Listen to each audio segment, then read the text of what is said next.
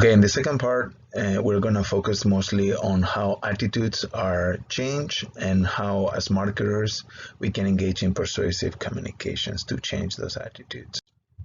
Okay, first we're going to talk about essentially two models that enables us to somehow put together the different components of the attitudes to predict what kind of new attitudes we will get.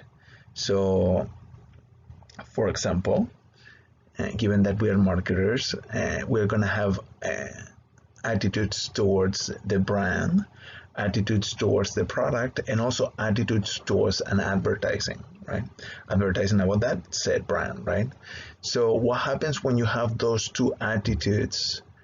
How can you predict what the new attitude will be after the commercial is shown to somebody, right? Maybe it's somebody who disliked the brand to begin with, or to somebody who actually liked the brand.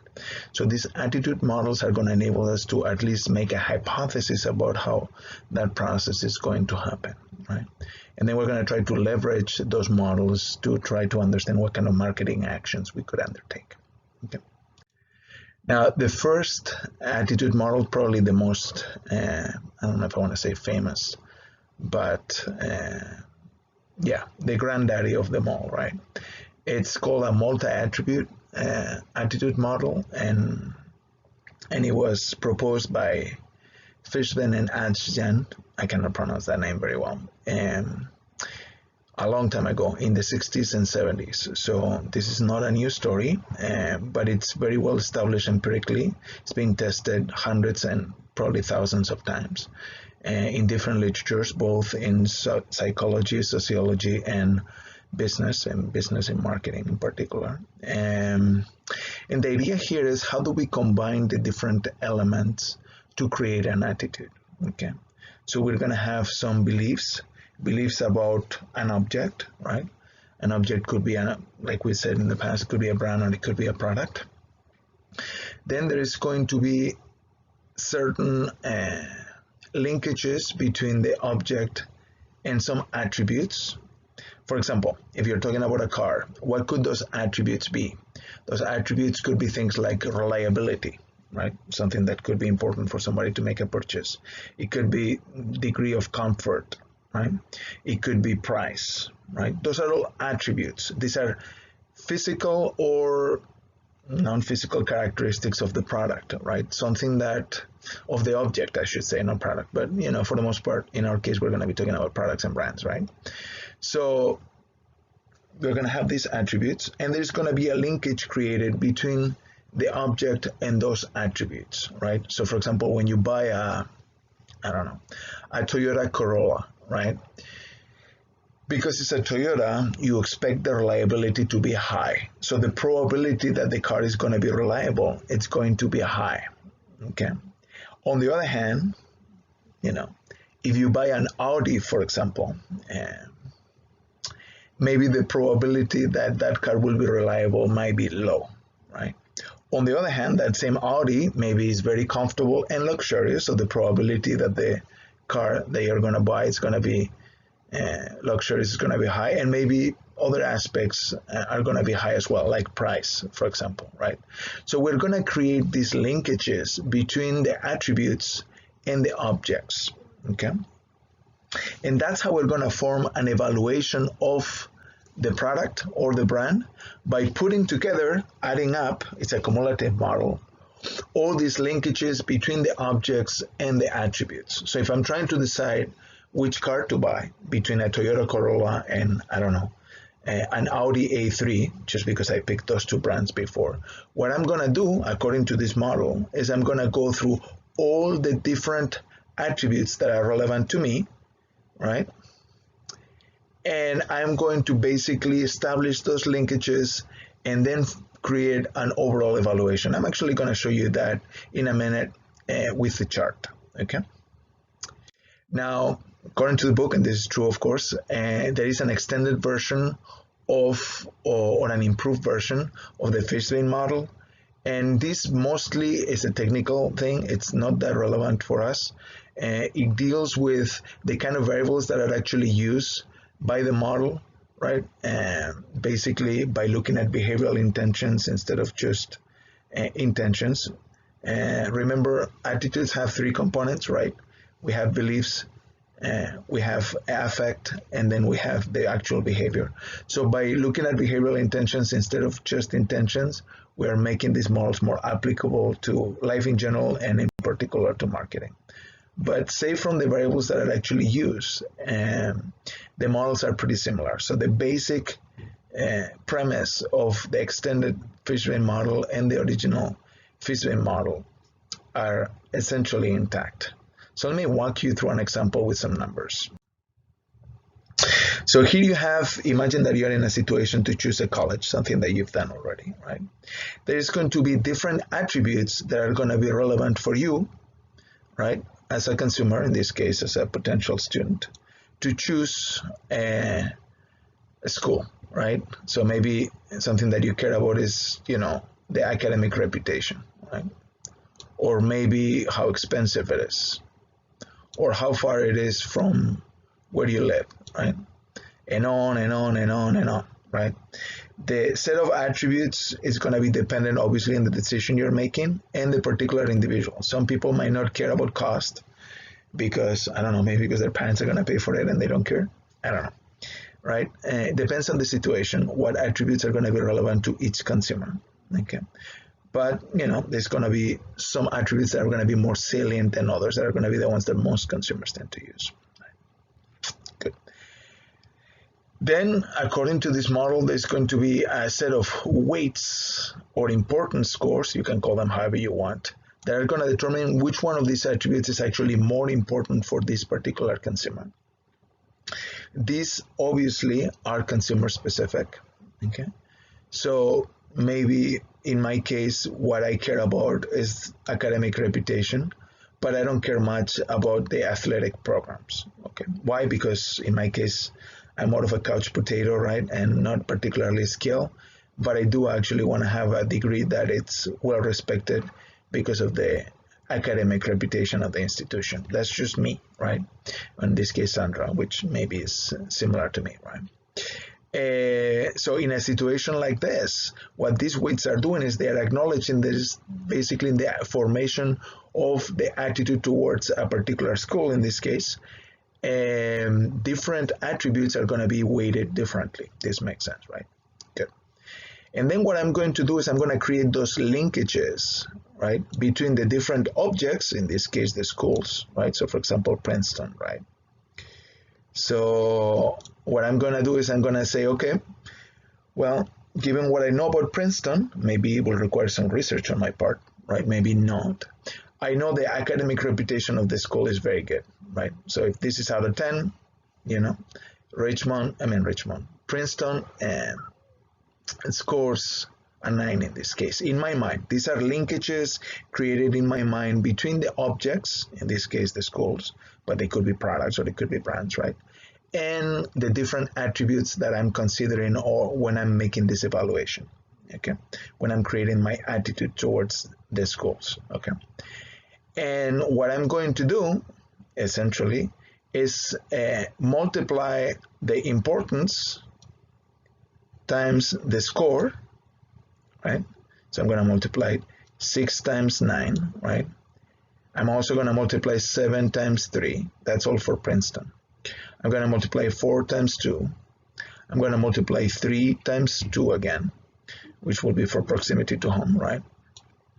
So what I'm doing is I'm multiplying the importance that each of those attributes has times the linkage that I create in my mind between the object and the attribute.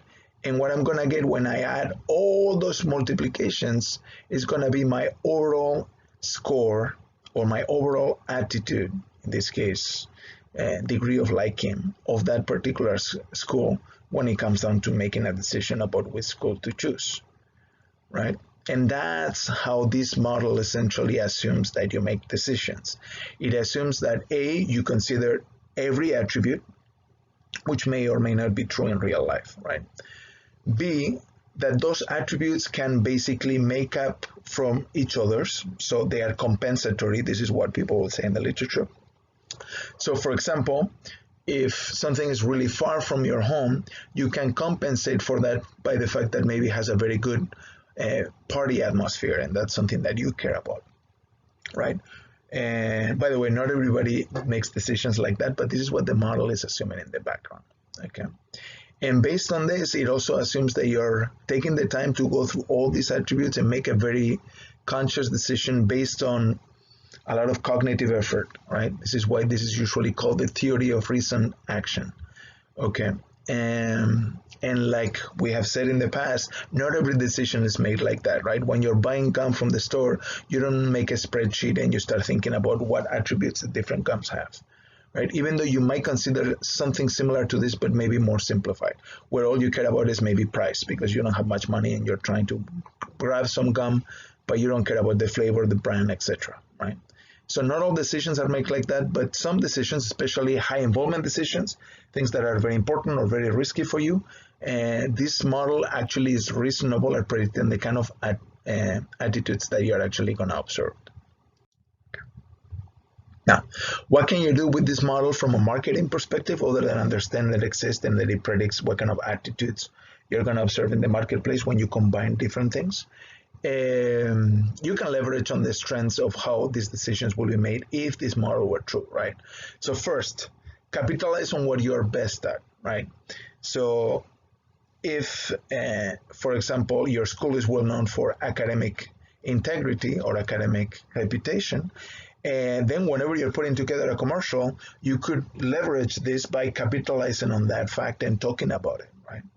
So bring to the forefront whatever aspects you are doing a good job at. That will be leveraging this model, right?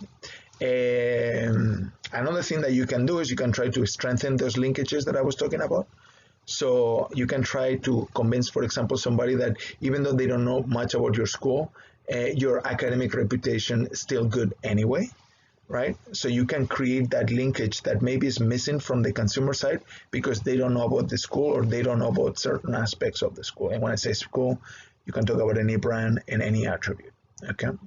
That's another tactic that you can use from a marketing communication perspective. Another thing that you can do that it's a little bit more sneaky, and sneaky is, of course, in relative terms here, is add a new attribute that maybe does not exist in the product category already. And I don't know what that will be in the case of universities, but if you look at soda, and by soda I mean something that it's usually sold in a can or a bottle like this, right, that maybe has some bubbles on it. An attribute that was added in the 80s was sweetener. Until then, every soda has sugar and there was no choice in there. But the moment that you introduce sodas that have artificial sweeteners, now suddenly that attribute is created and now it's part of something that could be potentially important for customers. In fact, you can create this, which is kind of like flavor fizzy water, right? Which removes the sweetener altogether, right? So you can create a new attribute that maybe spawns a new set of products, like in this case, or that makes your brand more relevant because maybe other people don't have that attribute, right? So if you're at a resort and you're by the beach, right, whether it's beachfront or not, now suddenly something that you have that maybe others don't have, right? Good. And then the last thing you can try to do is you can try to interfere with those ratings that I was showing you for your competitors, right? Remember the linkages between the attributes and the objects? You might try to mess around with those. What do I mean by this? You might try to convince people that maybe Coke tastes better than Pepsi or the other way around, right? And the way you do this is by using comparative advertising, okay? Where you compare your brand to the other brand and try to tell consumers or potential customers why it is that your brand does a better job at a particular aspect of those attributes.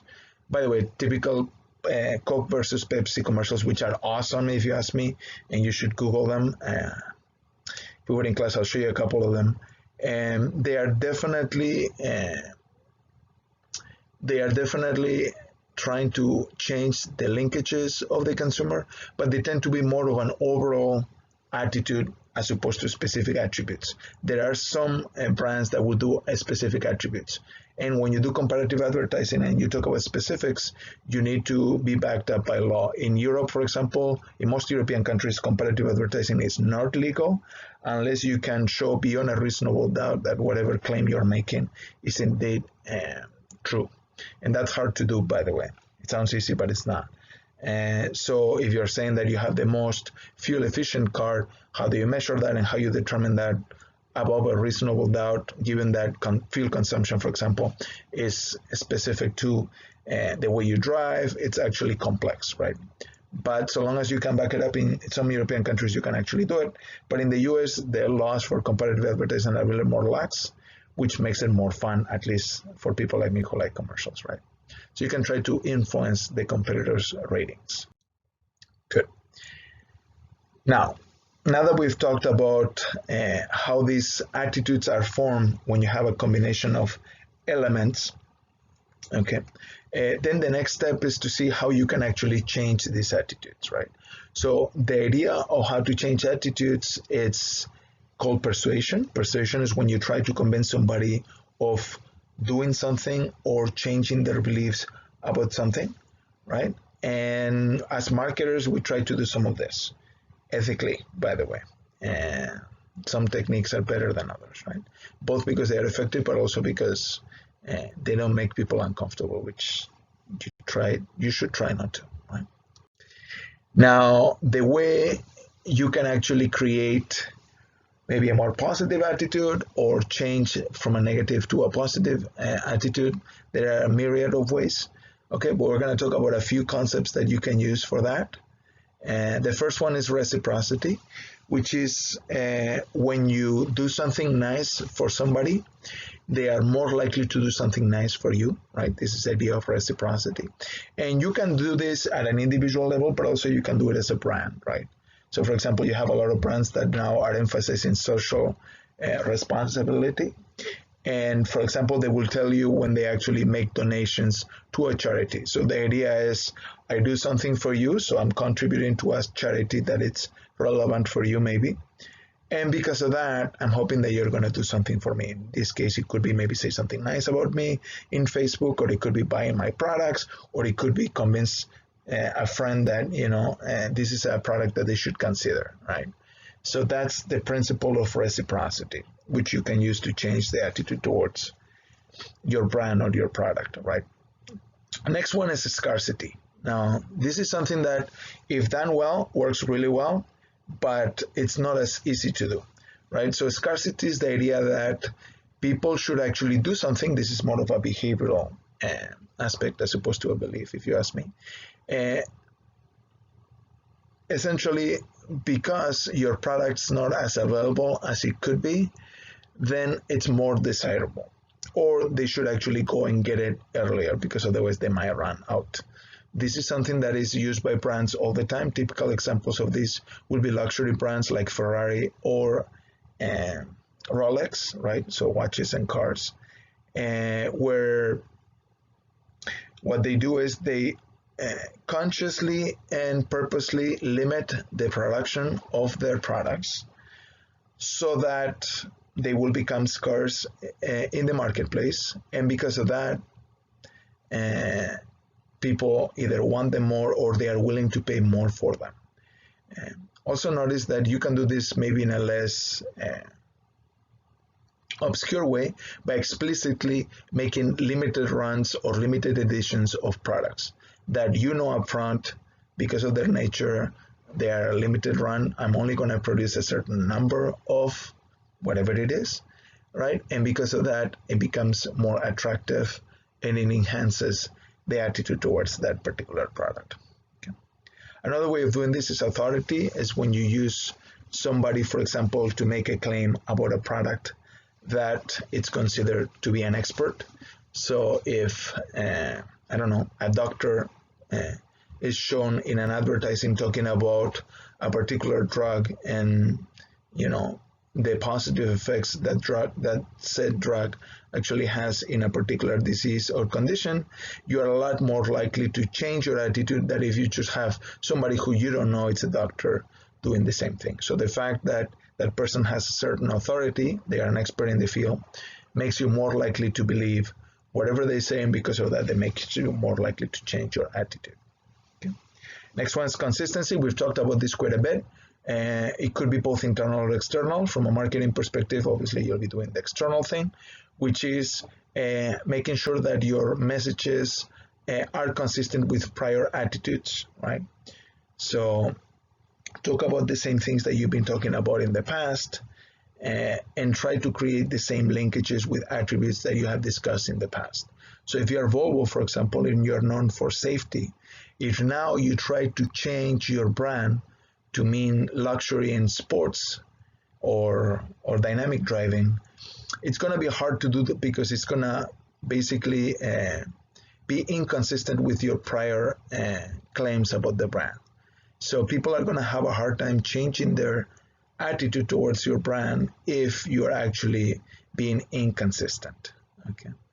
Liking is when you change your attitudes because you like the person that is giving you the message, for example. Okay. This is why I suspect this is why you have a lot of celebrities that have lines of makeup and perfume and all sort of things, right? Because people like that celebrity and they are willing to buy a product that celebrity is either endorsing or creating. Okay, when I say creating, I mean they are hiring somebody to do it for them, because most celebrities don't know how to do any of this stuff, right? But it works, right? What we do is we extend our liking from that person to the object that they are endorsing. By the way, this is how influencers influence, right? And then the last one is consensus, which is if people agree, right, to something, you are more likely to do it or to agree with it, right? So this is brought up in a lot of commercials, for example, where what you do is you talk about how most dentists use Oral-B products, right? Geez, if most dentists do this, now you are leveraging two parts in this case. You are leveraging authority because they're dentists, and most dentists, like you show, 87% of dentists recommend Oral-B, right? There is consensus in there implicit, right? It's most of them. It's not some dentist, it's most dentists. So that makes you more likely to change your attitudes towards that particular product. Now, how does the change of attitude work from a model perspective? This is one of the many, probably the most famous attitude change or persuasion model in the literature. It's by two authors, Petty and Cacioppo, and it's called the elaboration likelihood model. And what this model says is the kind of persuasive processes that we see are going to depend on our good old involvement idea, right? So like we have seen in the past, involvement seems to change what happens in the mental processes that we have. So remember, involvement is how important or how risky a particular purchase or usage decision is, right? And we're going to see how the process by which we change our attitudes and behaviors is also going to be dependent on involvement, according at least to the ELM model. And the way it does is if you are in high involvement processes, so if you are dealing with a decision that you really care about, that is very risky, or that is very important for you in the moment, what you're going to do usually is you will just pay attention to the message, whatever message you're getting, whether it's a commercial or whether you're getting a recommendation from a friend, whatever it is, right? Some sort of communication piece, some information coming your way. And what you're going to do is first, you're going to cognitively respond to the message, right? So you're going to think about it essentially, okay? Then, after you think about the different aspects of that message, you're going to change your attitude about it. So if you didn't used to like the product that much and the message is very positive towards that, because I don't know, you have the endorsement of somebody that you either like or has authority in this case, right? You're going to change maybe your belief or your attitude, make it more positive. And then because of that, you're going to change your behavior. Maybe you will give it a shot. Maybe you will try it, right? Maybe you will use it more often, right? So that's the behavior change. So first you have the cognitive response, then you have the attitude change, and then you have the behavior. These are the three components, remember, of attitudes. And the order in which this happens is going to be a function of your involvement. If you're in high involvement, this is the order: cognition, attitude change, and then behavior. On the other hand, in low involvement situations, right, when you're processing something in the periphery, something that is not very important to you, what's going to happen is first your belief or attitude is going to change, then your behavior is going to change, and finally you're going to keep consistency, you're going to change your attitude, right? And notice that the way you go about it is very different, okay? And this is important, right? Because if we're trying to generate this change, we want to understand, given the type of product, for example, that we're selling, what kind of involvement we're going to encounter from consumers on a general basis. If you're selling homes versus you are selling something inexpensive like soda, you are a lot more likely to be in the high involvement situation with homes or cars that you are with soda, right? And this process will be different. So what we're going to do now is we're going to break down the different elements of this communication process so that we can see from a marketing perspective what it is that we can do. First, we're going to start with a general model of communication so that we can understand how that communication process actually happens. So the traditional communication process starts with the source, which tends to be, in our case, the brand or the company that is doing the advertising, right? There's going to have a certain message. In our case, this is going to be mostly an ad, like an advertising. And then it's going to use a certain medium to deliver that message. It could be print, it could be TV, it could be social media, right? And then you're going to try to reach consumers. And these consumers are going to be able to somehow give feedback to the source.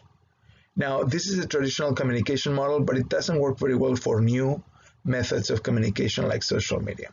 So let's see if we can come up with something a little bit better. Okay. Now, elements of the communication model: the source, right? The source in our case is going to be the from, right? But we need to realize that at the end of the day, the source is going to play a very important role in whether the message is going to be assimilated by people or not. If you know that you're dealing with a commercial, most people has been a consumer for a while, like all of you, know that advertisings are going to be biased that way, right? Nobody's going to tell you, hey, don't buy our products, right? Nobody says that. So because of that, you're going to take the commercial with more caution than if you get a recommendation from one of your friends about a product. So the source who is giving you the piece of information matters quite a bit. Okay. Now, with new media, like I was saying before, that old model that comes from communication doesn't work very well. And the reason why it doesn't work very well is because it assumes that there is only one sender and then a large set of receivers, right? That's a mass media communication model. Whereas in, for example, social media, the way communication happens is a lot more distributed, right? So you have multiple senders. So not only you have the brand talking about the product, but you might have an influencer that talks about the product that will be a different sender, right? Or you might have, I don't know, Consumer Reports, a company that is a third party that gives recommendation and information about products, for example, that might be generating information that could be potentially be transmitted through a medium, right?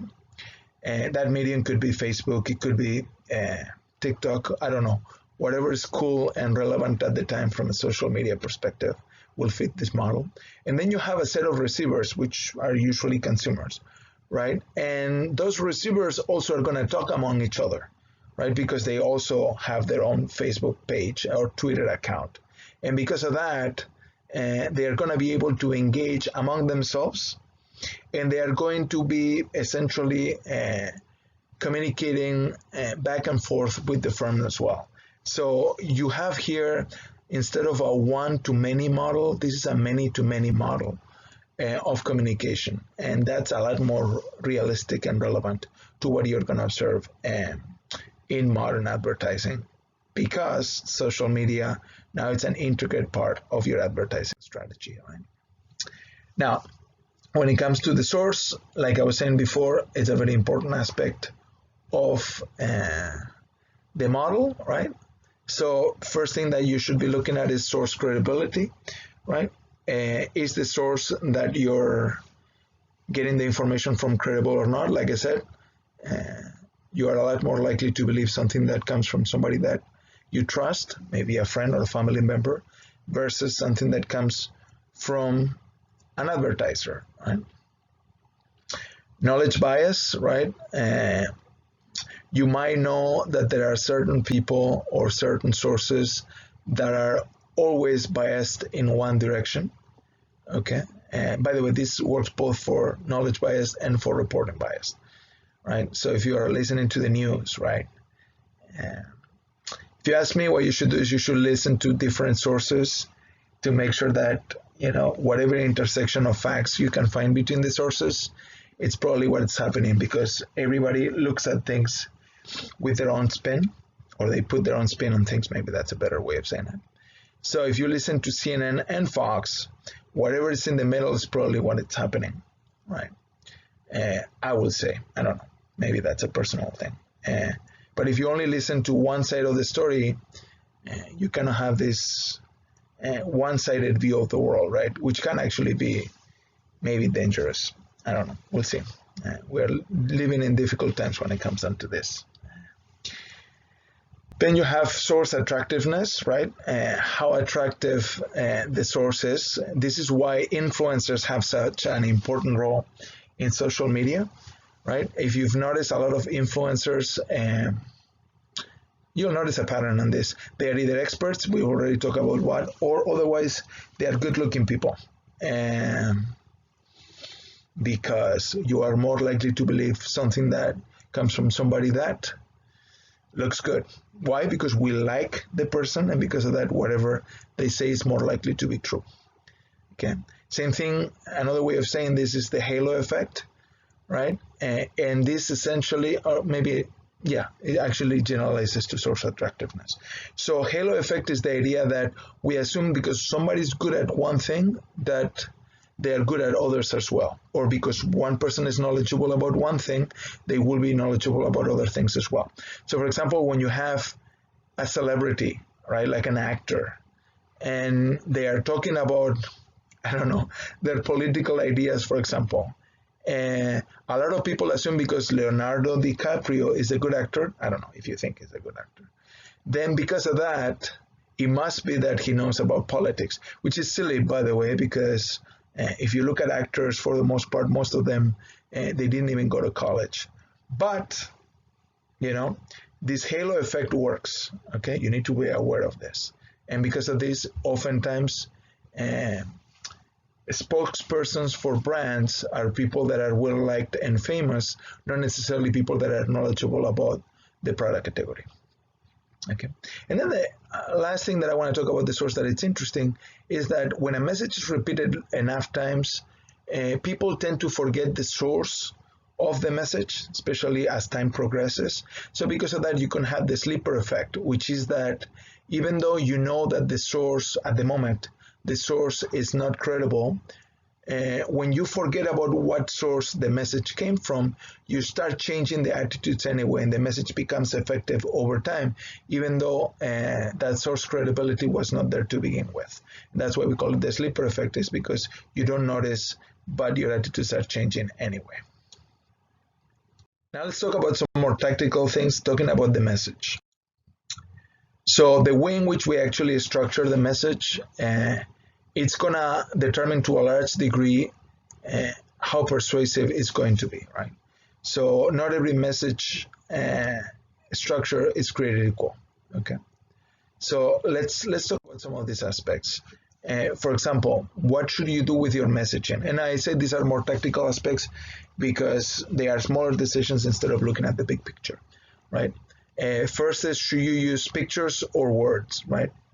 Oftentimes people say a picture is worth 1,000 words, but depending on the kind of information you're trying to convey and how technically complex it is, words are actually very useful. So sometimes you need a combination of both. Sometimes you just need a picture. Sometimes you just need words, right? So it depends on what you're trying to achieve. Not everything is equally good at conveying different pieces of information, right? Then how often should the advertising be repeated? I'll show you in a couple of slides a model that looks at this. It's going to be a trade-off between how bored you are, because if you see the same ad over and over again, you're going to get bored with the ad, but also the fact that the more you see something, the more likely you are to internalize it, absorb it, and it might help you build your attitude towards either the brand or the ad, actually, both according to the theory of raison action, right? Good. Then should you draw a explicit conclusion of the ad, which is something like, hey, you should buy this product, or are you going to leave it hanging, right? Like a lot of commercials from Nike, just do it. They don't say anything about buying a product. They might not even show you the product, maybe, tangentially in action, right? And also, should you have both sides of the argument? Should you present some negative aspects of your product, or should you only talk about the positive things? Okay, and it's going to depend on the kind of audience you have. If you have an audience that is a little bit more critical, then maybe showing both sides of the story might be a good thing because it will make you more believable than if you only talk about the positive aspects, right? Whereas if you're talking about to fans, then maybe if you know that it's a group of loyal customers, then maybe only talking about the positive aspects of the products are a good thing, right? Etc., etc. You can see that there are a lot of considerations when it comes to the message. Okay, here you have the model that I was talking about when it comes down to how many ads should you show, or how many exposures you will be hoping for to achieve. Exposure is the number of times that a particular message, in this case a commercial, is seen by a consumer. Okay, and as you can see, you have two effects here. Not surprising, we've talked about this before. You have the getting bored trend, which is going to make your affect become negative, meaning that you're going to dislike the ad because you've seen it so many times, right? So the more times you see it, the more this effect it's going to be playing a role. And then you have the opposite side, which is the more times you see something, the more likely you are to internalize that information. And also, the more likely you are to believe that because of the truth effect. But anyway, that's not discussed in this portion. So you have this positive effect of seeing it multiple times. The sum of these two curves is the green line here, which is the net effect. And what this shows you is that there is an optimal level of exposures, right? And by the way, this is going to vary with product category because people are going to have different degrees of involvement. So the more involved you are in the product category, the more number of exposures you are willing to go through, right? So this optimal number, it's product dependent, but you need to be aware that more is not necessarily always better. Okay. Like I said before, you can have either one-sided arguments or two-sided arguments. Two-sided arguments work better with high involvement scenarios. Now, this should make sense to you because we'll be leveraging a lot of the cognitive aspects of people in that situation. If you remember the ELM model, under high involvement conditions, cognitive aspects happen first before any attitudinal or behavioral change. Okay, so in a situation like this, having both sides of the argument seems to work better, right? And also, if you're dealing with populations that are well educated and not necessarily loyal, like I said before, if you have a loyal audience, all positive arguments make sense. If you're dealing with maybe new customers, necessarily not loyal at this point, then maybe giving two sides of the story is actually gonna work better. Already talked a little bit about comparative advertising. Very useful if you are usually an underdog. Okay, usually when you are the main brand in a product category, doing competitive advertising is a bad idea because you're bringing your customer into the ad. Your competitor. So even bad press is better than no press. A lot of advertising agencies will tell you this. So because of that, unless you're second or third brand in the market, probably competitive advertising is not the way to go, but it is very effective. Okay, people are more likely to listen to competitive advertising than they are, for the most part, to one-sided advertising. Okay, so if it's legal, it's something that you must consider using, so long as the claims that you're making can be backed up, like in this case. And like I said, if you're not the main player, right? This is a commercial by Arby's. Arby's is definitely not the number one brand when it comes down to fast food, whereas McDonald's is. So what do? You compare yourself to the leader, and you hope that that's going to gain you some of those customers that would go into McDonald's, right? And like we were saying, not only the message, but also the source is important. This is why we see a lot of product placements in movies, right? Because you're watching the movie, right? And as you're watching the movie, you may or may not notice the placement of the products, right? If you're watching a James Bond movie and there is a Sony Bio laptop in there, right? Are you going to associate, if you're want to be, maybe you're not. I know I'm not somebody like Daniel Craig, right? But if I want to be like him, maybe I should buy a laptop like the one he's using, right? Or maybe I should have Gatorade, right? If I want to be as successful as Brad Pitt. Good luck with that, by the way. I'm talking about me. And, you have brands that show up everywhere. We don't even notice, right, at this point, oftentimes. Sometimes it's really explicit, and then it might get a little bit overdone. But companies have gotten really good at paying for eyeball time without you noticing that they are actually doing that, right? And the idea behind product placements here is that, because the source, it's credible in this case, you are watching the movie because you like the movie, right? You almost don't even notice that the products are there. So the message is getting to you in a sneaky way, right? Is this a good thing or a bad thing? I don't know. If it doesn't bother you, it might actually be a good thing. We know, for example, that it works. I remember this was years ago, Men in Black. It's a movie where you have some aliens coming to Earth or something. But the Men in Black in the movie dress in a particular way, in black suit.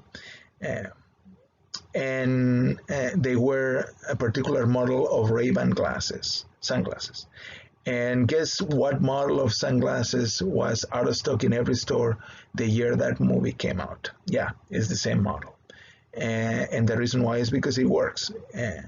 Even though it's not explicit advertising, it conveys a message anyway.